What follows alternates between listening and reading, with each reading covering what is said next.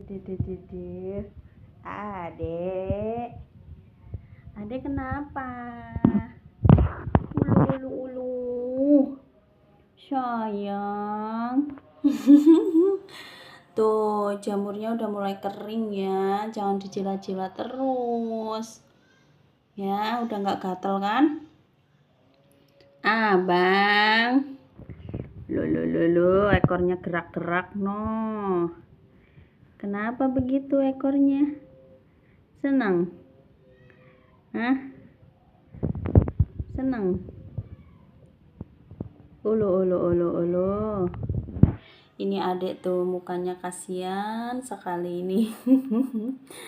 Dulu mungut adek masih, ini aku cerita awal mula aku mungut si Ocil ya. Dulu tuh waktu lagi olahraga pagi, kebetulan lagi jalan pagi, terus di semak-semak itu, di pinggir danau gitu kan di belakang rumah itu kan ada danau ya.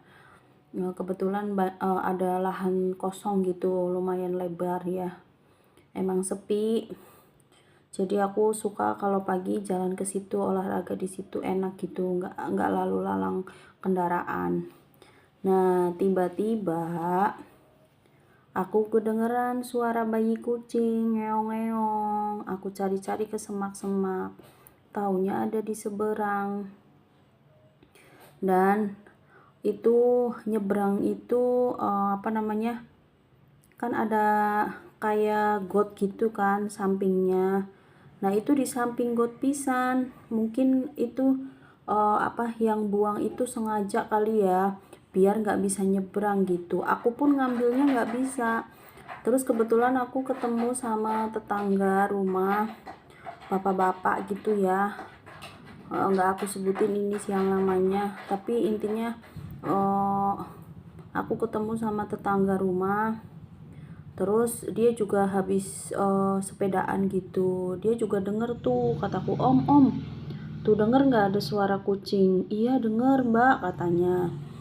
Terus waktu itu dia langsung nyari kan, bener ternyata di seberang. Terus omnya nyari kayak semacam kayu buat buat nyebrang gitu, karena itu gotnya lebar teman-teman. Gotnya lebar, jadi kita nggak bisa loncat gitu karena terlalu lebar ya.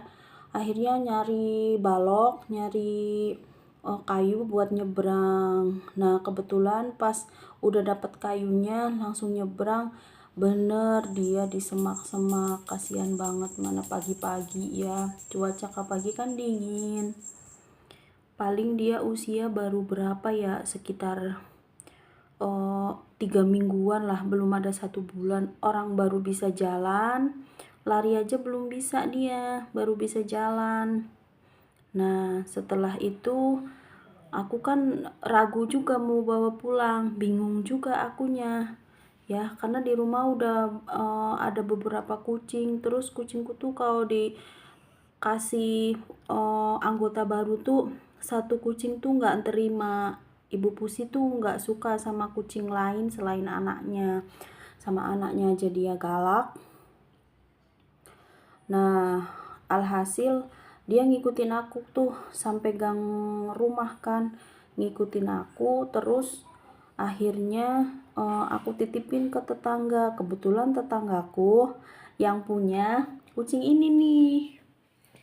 Nah, ini yang namanya Bolang, kucing kakak yang kemarin yang sekarang lagi dititipin di sini karena rumahnya lagi direnovasi. Terus yang punya rumah lagi ngontrak, tapi agak jauh dari sini, jadi nggak mungkin kan bawa kucing ke sono, takutnya dia nggak betah, takutnya berantem malah sama kucing liar yang di sana. Jadinya dititipin di sini sementara waktu. Nah, ini nih, dulu waktu aku nemuin si Ade, ini tuh lagi habis lahiran. Terus usia bayinya tuh nggak beda jauh sama si Ade. Sekitar mungkin beda-beda sekitar 2 mingguan ya, karena lebih besar anaknya dia. Anaknya dia udah bisa lari-lari, kalau Ade belum. Waktu itu aku pikir aku campurin aja ke dia biar ikut nyusu gitu. Ternyata dia nggak mau disusuin, tapi beberapa kali kalau aku tengokin, aku paksa, dia sih mau nyusuin, tapi harus dipaksa gitu, maksudnya harus dipegangin gitu. Harus dipegangin, dipaksa buat nyusuin, dia bakalan mau nyusuin, diem gitu. Tapi kalau enggak, secara naluri sendiri, dia nggak mau nyusuin, karena kan dia bukan, mungkin pikirnya dia, lah si Ade bukan anaknya dia gitu kan. Padahal waktu itu dia anaknya cuma satu, sedangkan air susunya tuh keluar hampir beberapa puting itu keluar semua air susunya. Pikirku kan sayang, biarinlah, biar ikut ngerasain ASI gitu.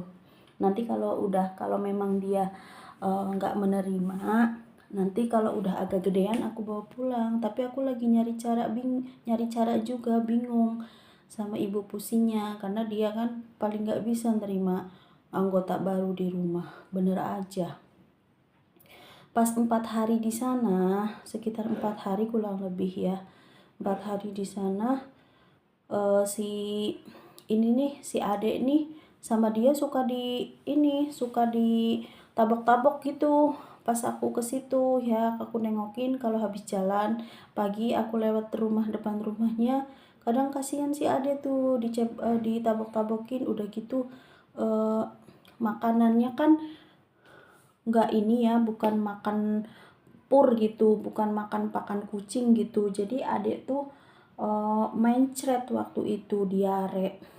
Nah akhirnya aku bawa pulang dia, aku mandiin, aku bawa pulang.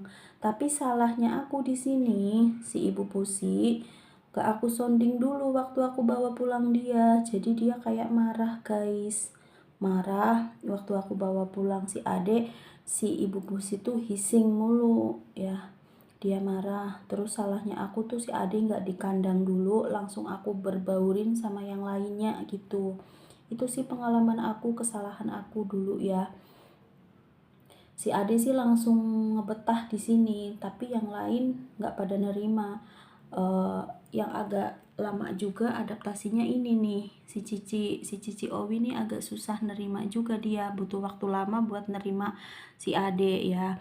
Kalau yang friendly, yang gampang nerima Ade nih si abang beberapa hari doang dia hissing ke Ade. Setelah itu ya dia sayang, dia mau jilat-jilat gitu, berarti kan dia menerima Ade di sini. Nah tapi Ade itu dari kecil tuh emang pengil. Aku juga sempet dibuat kesel sama dia ya, udah beberapa kali diajarin pipis di little box, tetep aja dia kadang suka pipis sembarangan. se, se apa Sebelnya itu kalau pipis itu dia naik ke kasur gitu, di atas bed cover, di atas selimut, itu sering banget. Aku tuh hampir kayak yang nyerah banget pas melihara ini waktu kecil tuh. Udah gitu ditambah ibu pusi jadi ngereok mulu di rumah, jadi jarang pulang ke rumah, jadi males dia pulang ke rumah, marah-marah gitu ya, ngambek gitu. Dan sampai sekarang ibu pusi nggak mau pulang ke rumah, berbaur gitu, nggak mau. Dia paling pulang sesekali, setiap hari pulang, cuman pulangnya tuh kalau makan, terus ternyantui sebentar. Udah gitu anak-anaknya ini kayak si abang, kalau ibu pusi pulang tuh langsung kayak yang mak gitu, langsung deket-deket gitu. Terus pusi tuh tipe yang nggak mau dideketin sama walaupun itu anaknya, kecuali kalau dia lagi pengen main sama anaknya gitu. Nah sekarang akhirnya ibu pusi tuh jarang pulang ke rumah, yang tidur di rumah itu jarang banget. Hampir kalau mau tidur di rumah ya aku kurung gitu, tapi setiap hari dia pulang buat makan. Dia lebih seneng menyendiri di plafon tetangga, di atas genteng, atau di bawah-bawah pohon tetangga gitu. Tapi keberadaannya sampai sekarang sih masih di gang-gang sini aja, maksudnya aku pantau juga setiap harinya. Aku panggil juga kalau dia memang kadang jam segini harusnya udah pulang nih, tapi belum pulang. Jadi aku panggil aja, dia langsung lari ke rumah. Tapi setelah 1 tahun ini si Ade sekarang udah umurnya 1 tahun ya. tinggal sama abang, sama cici, udah 1 tahun di sini sama mama juga ya. Dia tipikal yang nurut guys, nurut terus kalem. Beda lah waktu kecil gitu, karena mungkin waktu kecil lagi aktif-aktifnya ya, ini malah lagi kena jamur guys, karena kemarin tuh sempet bulunya itu lebat banget ya. Aku pakein vitamin yang pelebat bulu, dia lebat banget bulunya, nggak tahu, padahal dia kucing kampung loh, bukan kucing ras. Tapi bisa mungkin ada ini juga kali, campuran rasnya kali, aku juga nggak tahu. Pas itu bulunya benar-benar lebat kayak kapas, jadi dia mungkin karena sering goler-goleran di jalan gitu, di pinggir jalan kalau main gitu, akhirnya terkena jamur dari habis lebaran kemarin. Nah nyampe sekarang udah hampir 3 bulan belum sembuh-sembuh. Eh, aku coba obatin, obat apotik dulu, obat-obat racikan-racikan dari para cat lovers yang sudah lebih berpengalaman gitu. Sejauh ini lumayan progresnya. Nanti kalau memang nggak sembuh-sembuh, segala obat sudah dicoba nggak sembuh, baru kita nanti mau suntik uh, mau suntik jamur gitu ya. Karena kan kalau apa-apa langsung ke dokter kan biaya juga ya teman-teman ya, dan nggak murah juga kan. Jadi pikiranku tuh diobatin sendiri dulu, nanti kalau memang nggak sembuh baru. Ini mereka lagi pada tidur. Nah sampai di sini dulu ya cerita aku tentang penemuan adik ini. Jangan lupa like, komen, dan subscribe channelnya Pussy Family biar semakin berkembang, biar semangat terus bikin kontennya, biar cepat monetisasi dan bisa berpenghasilan juga di YouTube, biar anak-anak bulu ini lebih terjamin lagi hidupnya, biar babunya juga bisa lebih banyak lagi ngasih makanan ke kucing liar atau kucing jalanan yang tidak bertuan. Oke, bye bye teman-teman. Terima kasih udah nonton.